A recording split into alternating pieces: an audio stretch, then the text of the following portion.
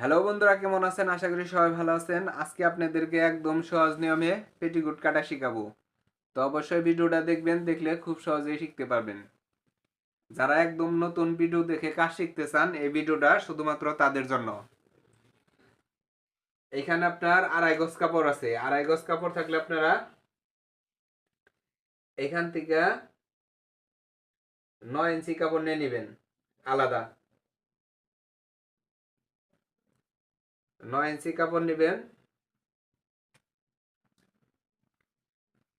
এখান থেকে দেখেন, কোমর পাটের জন্য 9 ইঞ্চি কাপড় নিয়ে নিলাম।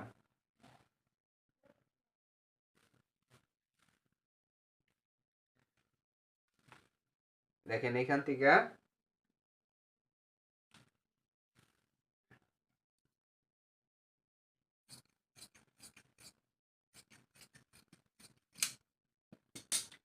নয় ইঞ্চি কাপড় আলাদা কেটে নিলাম। তারপর আপনার ডাবল ভাঁজ করবেন।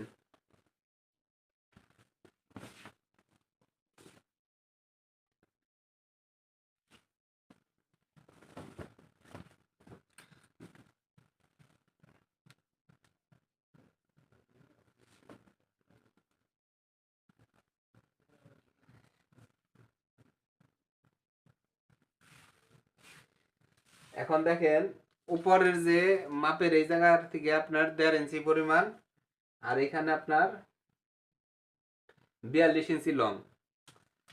তো 42 ইঞ্চি লং দেখেন, এইখান থেকে আপনারা কি করবেন, এই পাটটা একদম সমান রাখবেন। তারপরে নিচের থেকে দেখেন, নিচের থেকে 1.5 ইঞ্চি পরিমাণ কাপড় কেটে নেবেন।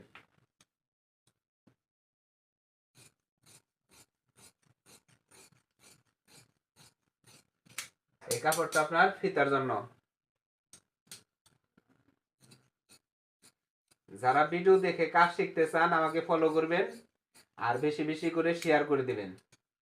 যদি ভালো লাগে তাহলে সাবস্ক্রাইব করবেন।